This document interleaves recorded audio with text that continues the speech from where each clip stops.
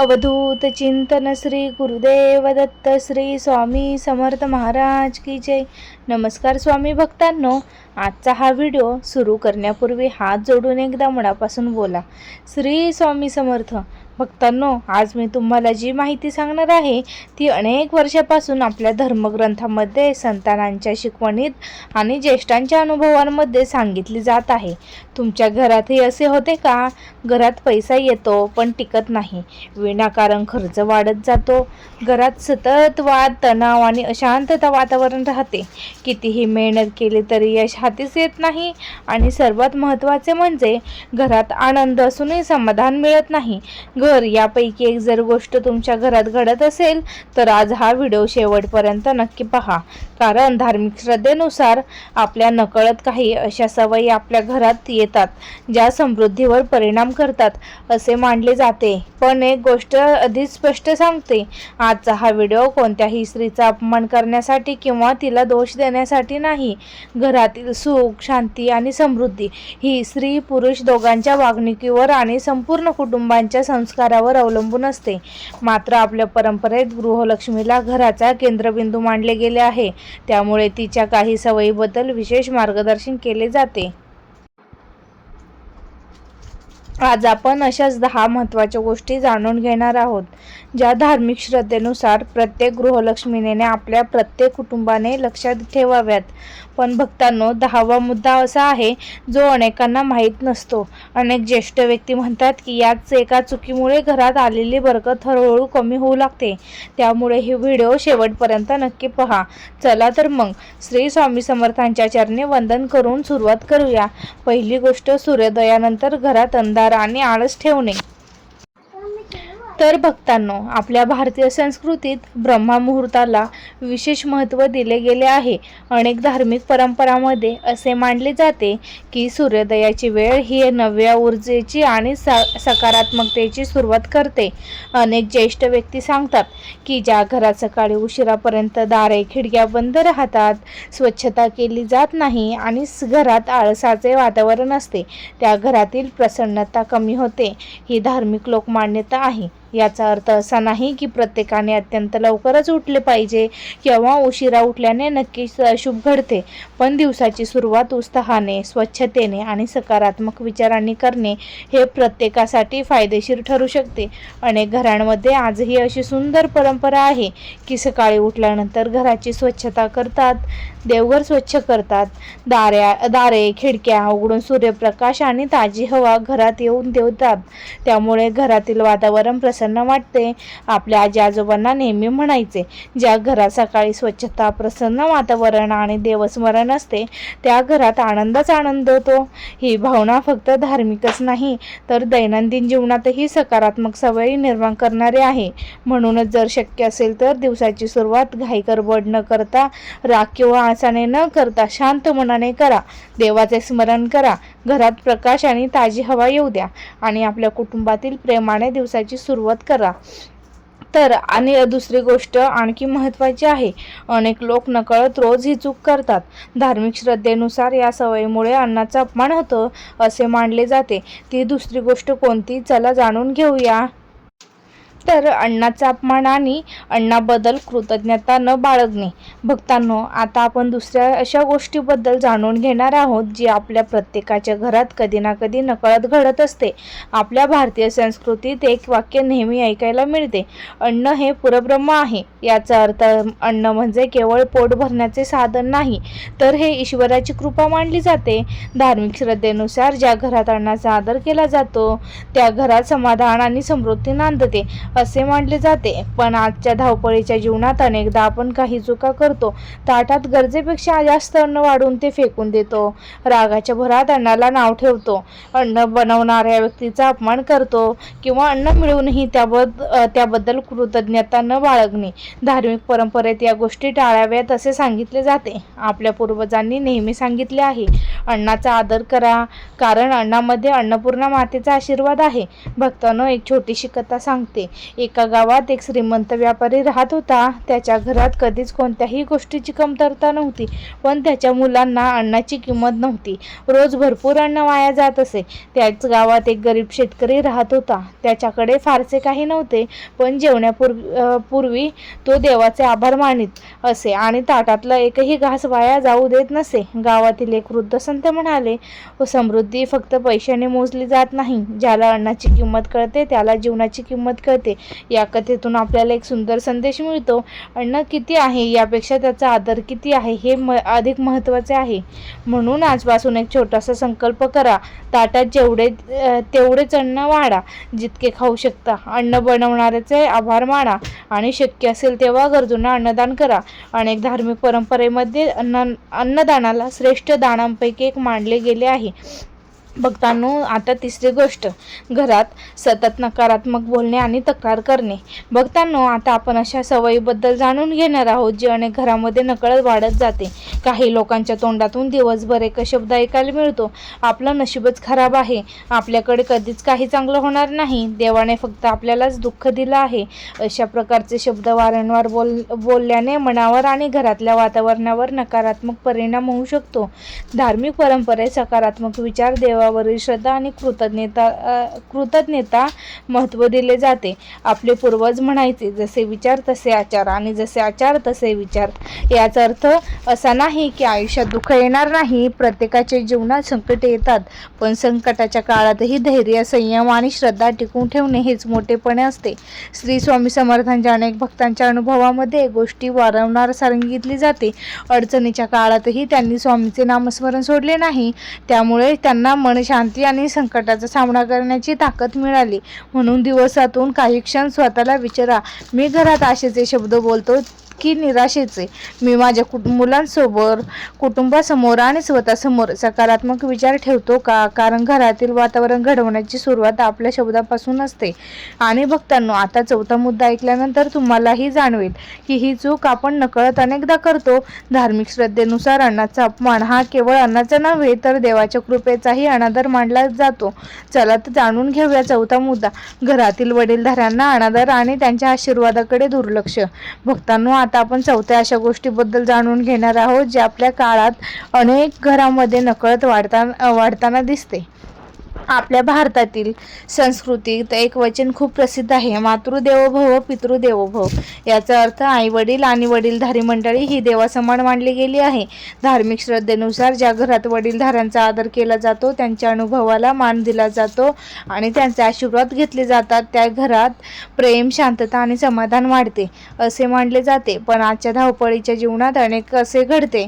वडीलधारी व्यक्ती काही सांगू लागली की आपण म्हणतो, तुम्हाला काय माहीत आहे का, तुमचा काळ वेगळा होता, आम्हाला शिकवू नका.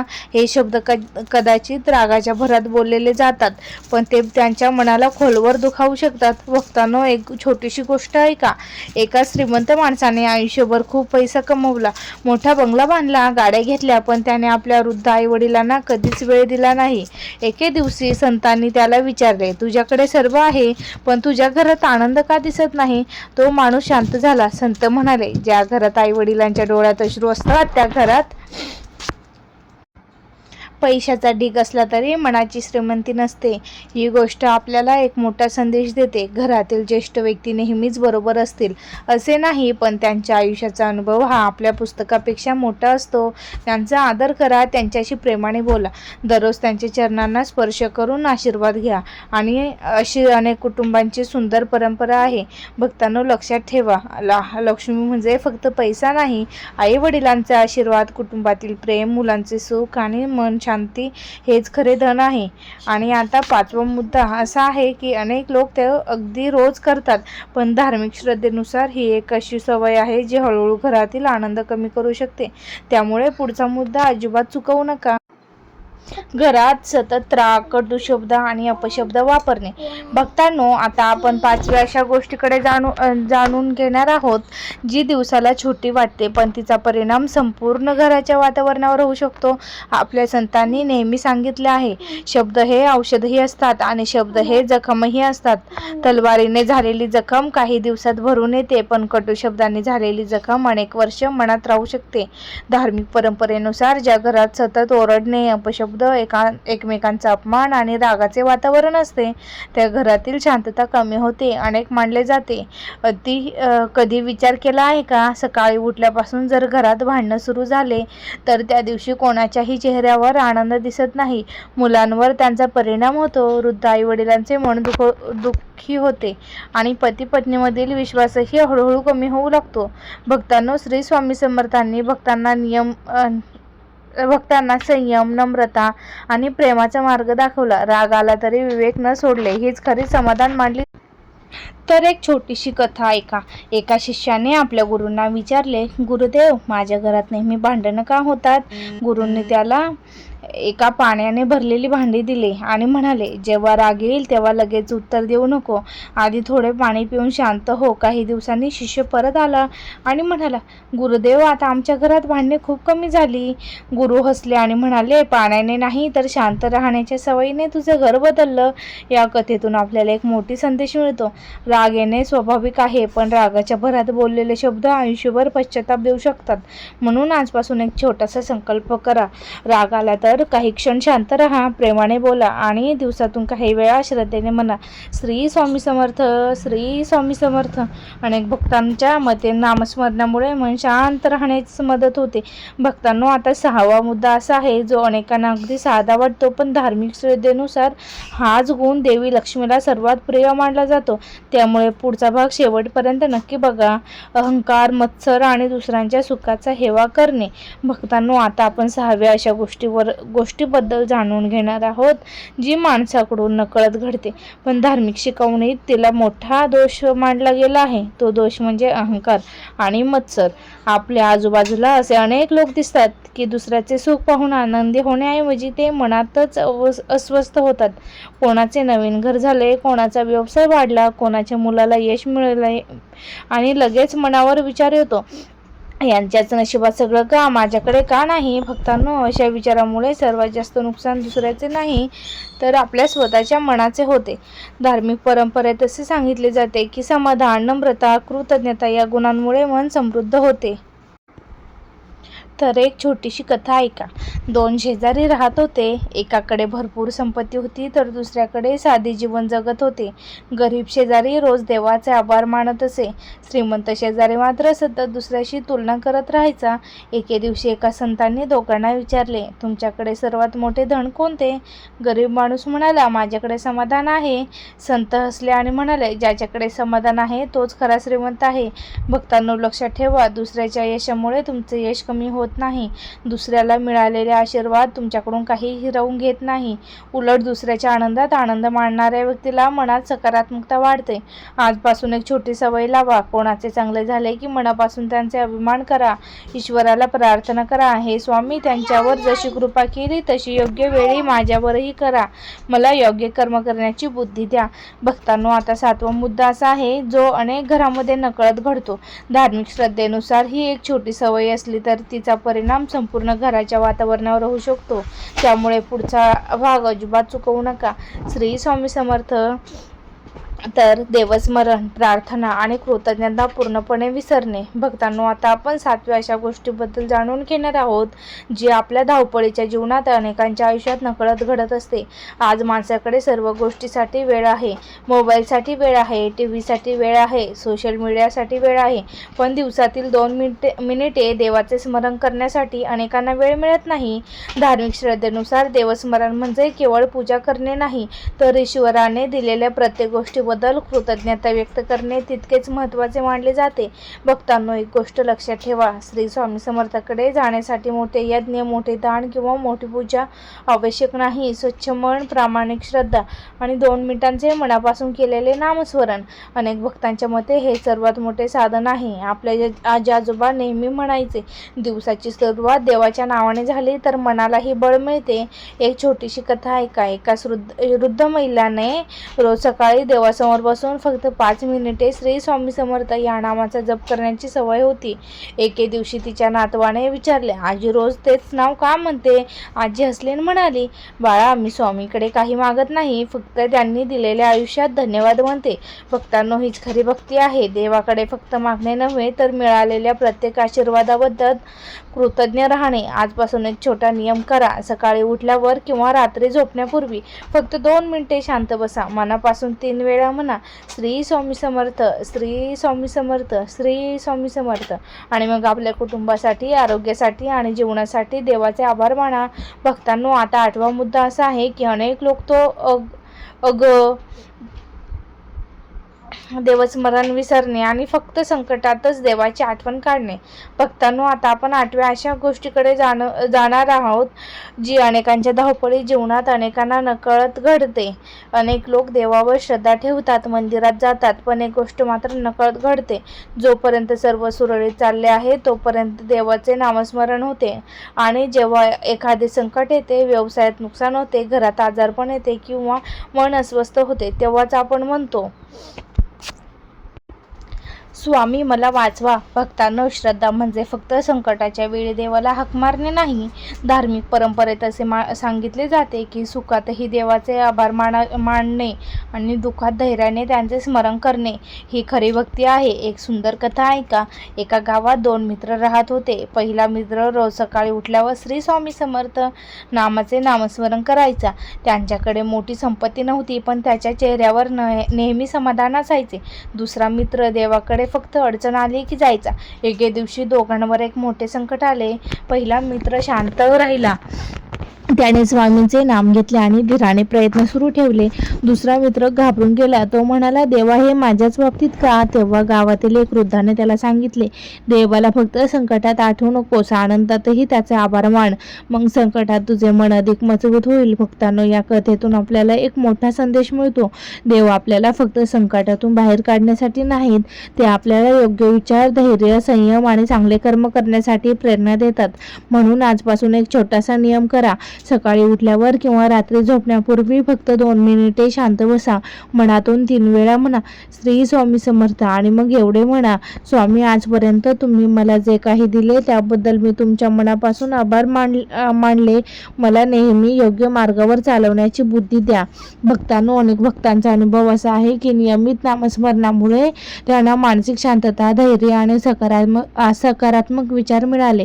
प्रत्येकाला अनुभव वेगळा असू शकतो, पण श्रद्धा आणि चांगले कर्म यांचे साथ जीवनाला बळ देऊ शकते. आता 9वा मुद्दा असा आहे जो अनेक घरामध्ये नकळत घडतो. धार्मिक श्रद्धेनुसार या एका सवयीमुळे घरातील प्रेम आणि आपुलकी कमी होऊ शकते. त्यामुळे पुढचा भाग शेवटपर्यंत नक्की बघा. तर मित्रांनो, घरात आलेल्या पाहुण्यांचा, गरजूंना किंवा दारात आलेल्या व्यक्तींचा अपमान करणे. भक्तांनो, आता आपण 9व्या अशा गोष्टीबद्दल जाणून घेणार आहोत जी आपल्या काळात अनेकांच्या नकळत घडते. आपल्या भारतीय संस्कृतीत एक सुंदर वचन आहे, अतिथी देवो भव. याचा अर्थ आपल्या घरात आलेल्या पाहुण्यांशी, गरजू व्यक्तींशी किंवा मदतीची अपेक्षा ठेवून आलेल्या माणसाशी नम्रतेचे वागणे आणि संस्कृतीचे लक्षण आहे. धार्मिक श्रद्धेनुसार ज्या घरात आलेल्या व्यक्तीचा अपमान केला जात नाही, शक्य असेल तेवढी मदत केली जाते आणि प्रेमाने बोलले जाते, त्या घरात सकारात्मक वातावरण राहते असे मानले जाते. भक्तांनो, आजच्या धावपळीच्या जीवनात अनेकदा असे घडते की एखादा नातेवाईक घरी आला तर आपण म्हणतो, आता हे कशाला आले? एखादा गरीब माणूस दारात आला तर त्याच्याशी कठोर शब्दात बोलतो. एखादा तहानलेल्या व्यक्तीला एक ग्लास पाणी देण्याऐवजी आपल्याला त्याला दुर्लक्ष करतो.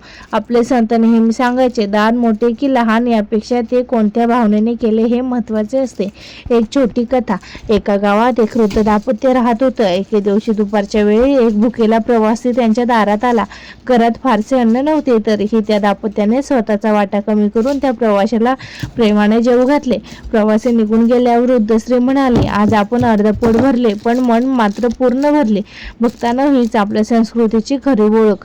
प्रेमाने दिलेला एक घास, आदराने बोललेले 2 शब्द आणि मनापासून केलेली छोटीशी मदत यांची किंमत पैशापेक्षा किती मोठी आहे. आजपासून एक छोटा संकल्प करा.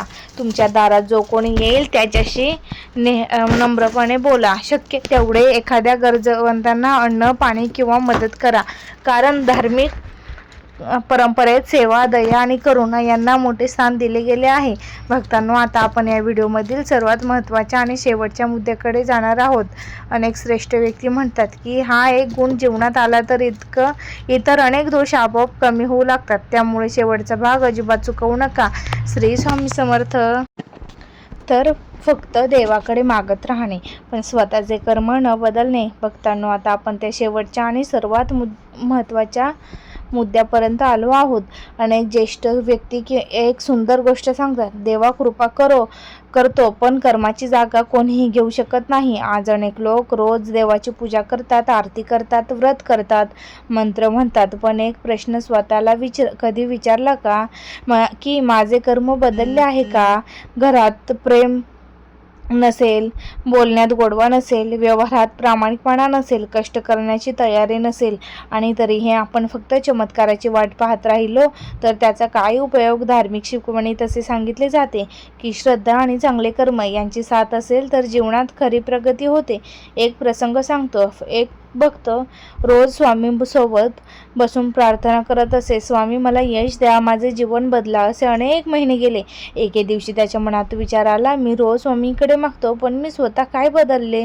त्या दिवसापासून त्याने वेळेचे पालन सुरू केले, प्रामाणिकपणे काम करू लागला, घरच्यांशी प्रेमाने बोलू लागला, गरजूंना मदत करू लागला आणि सर्वात महत्त्वाचे म्हणजे स्वामींकडे मागण्यापेक्षा त्यांचे आभार मानू लागला. काही काळानंतर त्यांचे जीवन बदलू लागले. तो म्हणाला, स्वामींनी माझे नशीब बदलले नाही, त्यांनी मला स्वतःला बदलण्याची बुद्धी दिली. भक्तांनो, या कथेत आजच्या संपूर्ण व्हिडिओ सारा दडलेला आहे. समृद्धी म्हणजे फक्त पैसा नाही, घरातील प्रेम, आई वडिलांचे आशीर्वाद, मुलांचे हसू, चांगले आरोग्य, मनाची शांतता आणि प्रामाणिकपणे कष्टाचे फळ हेच खरे लक्ष्मीचे रूप आहे. म्हणून आजपासून एक छोटा संकल्प करूया. दररोज काही मिनिटे श्री स्वामी समर्थांचे नामस्मरण करू, आपल्या आई वडिलांचा आदर करू, अन्नाचा सन्मान करू, रागाऐवजी प्रेमाने बोलू आणि सर्वात महत्त्वाचे श्रद्धेसोबत चांगले कर्मही करू. जर तुम्ही हा संपूर्ण व्हिडिओ शेवटपर्यंत पाहिला असेल तर कमेंटमध्ये श्रद्धेने फक्त एक शब्द लिहा, श्री स्वामी समर्थ. तुमच्या आणि तुमच्या संपूर्ण कुटुंबावर श्री स्वामी समर्थांची कृपा सदैव राहो. श्री स्वामी समर्थ. जय जय स्वामी समर्थ.